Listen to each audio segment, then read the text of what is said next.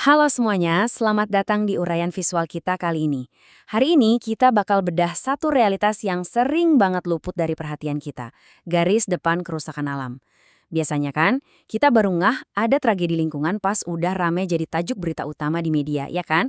Tapi di uraian ini, kita bakal lihat siapa sih yang sebenarnya udah nanggung kerugian paling mahal jauh sebelum bencana itu masuk ke layar televisi atau HP kamu.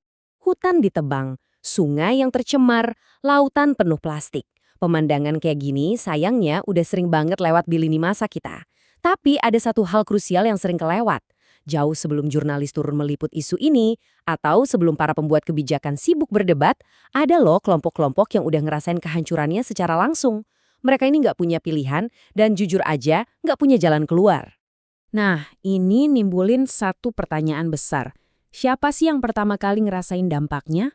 Ironisnya nih, para korban pertama ini hampir selalu mereka yang posisinya paling jauh dari kekuasaan. Mereka yang suaranya paling nggak kedengeran buat sekedar teriak minta tolong. Yuk kita susuri pelan-pelan tangga realitas ini. Bagian pertama, petani dan nelayan kehilangan arah. Coba bayangin, di seluruh Nusantara ini ada jutaan keluarga yang menggantungkan hidupnya 100% pada sistem ekologi kita. Zaman dulu, mereka ini ibarat ahli lapangan yang super jago. Cuma berbekal ilmu turun-temurun, mereka tahu persis kapan musim hujan tiba, bisa baca arah angin, sampai nebak pergerakan ikan. Semuanya serba bisa diprediksi, dan hasilnya tangkapan melimpah. Tapi sekarang, cuaca ekstrim bikin semua ritme itu berantakan. Musim hujan telat berbulan-bulan, terumbu karang mati kepanasan, dan nelayan sering banget narik jaring yang isinya kosong melompong. Ilmu leluhur yang umurnya ribuan tahun, tiba-tiba aja jadi nggak relevan lagi. Dan dampaknya ini bukan cuma sekedar angka statistik ya. Di pesisir utara Jawa atau di pulau-pulau kecil di Indonesia Timur, rumah-rumah nelayan itu benar-benar mulai tenggelam.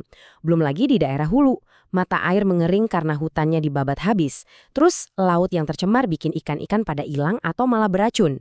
Tragedi paling menyedihkannya, mereka ini nggak punya jaring pengaman, nggak ada asuransi, nggak ada modal besar buat tiba-tiba banting setir ganti profesi. Begitu alam berhenti bersahabat, masa depan keluarga mereka langsung runtuh saat itu juga. Oke, kita naik ke bagian kedua, penjaga alam yang tersingkirkan. Buat ratusan komunitas masyarakat adat di Indonesia, kayak suku anak dalem, orang rimba, sampai suku-suku pedalaman di Papua dan Kalimantan, alam itu bukan cuma sekadar tempat tinggal. Waktu hutan adat mereka dibongkar buat proyek pembangunan, mereka itu nggak cuma kehilangan pohon loh. Mereka benar-benar dirampok dari apotek alami tempat mereka ngeracik obat, kehilangan sumber makanan utama, sampai hancurnya situs-situs sakral yang jadi jantung spiritual mereka. Ibaratnya, seluruh identitas dan ilmu ekologi tradisional yang super berharga itu ikut kecabut sampai ke akar-akarnya. Nah, ini memunculkan satu paradoks yang bikin kita ngelus dada. Masyarakat yang paling sedikit berkontribusi pada kerusakan alam justru yang paling pertama menanggung akibatnya. Aneh kan? Masyarakat adat ini adalah wali setia alam kita. Cara hidup mereka lah yang selama ini menjamin ekosistem tetap lestari. Tapi ironisnya, mereka juga yang paling pertama disingkirkan atas nama pembangunan.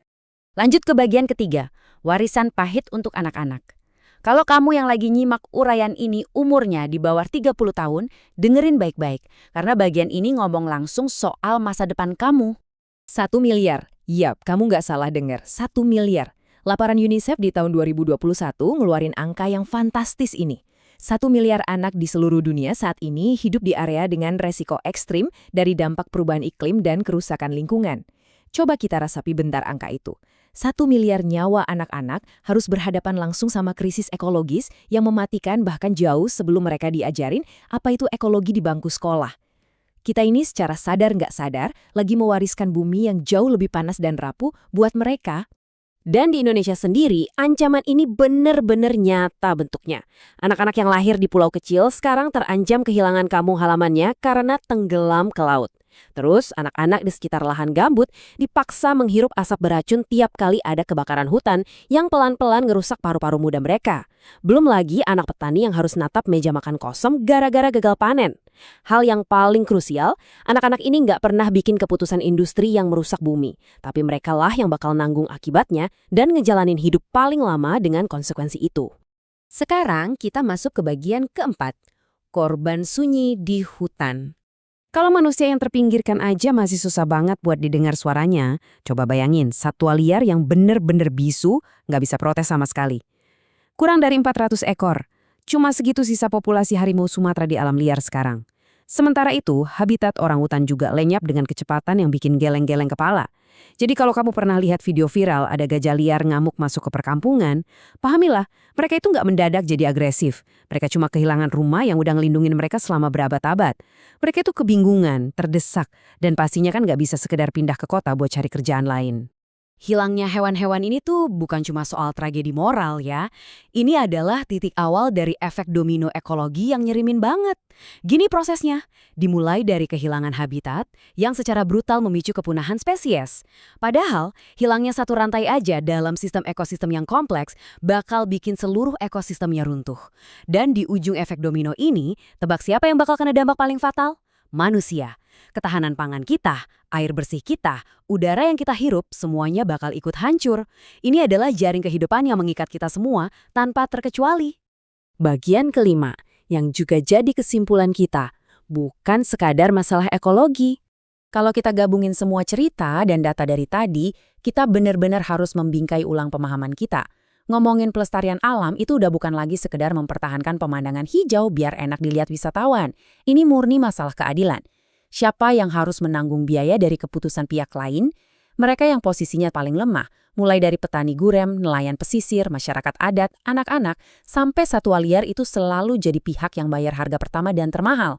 Sementara keuntungan dari eksploitasi alam itu dinikmati jauh banget di luar jangkauan mereka. Sebagai penutup uraian visual kita kali ini, aku mau ngajak kamu merenung sejenak. Dari semua kelompok rentan yang baru aja kita bahas barusan, suara siapa sih yang menurut kamu paling mendesak banget buat didengar hari ini? Kasih tahu aku perspektif tajam kamu di kolom komentar ya, kita diskusi di sana. Dan kalau uraian ini berhasil ngebuka sudut pandang baru buat kamu, pastikan untuk subscribe dan bagikan pengetahuan ini ke yang lain. Karena membangun kesadaran itu adalah langkah pertama yang paling krusial menuju perubahan nyata. Terima kasih banyak udah nyimak dengan fokus sampai akhir, dan sampai jumpa di uraian visual berikutnya.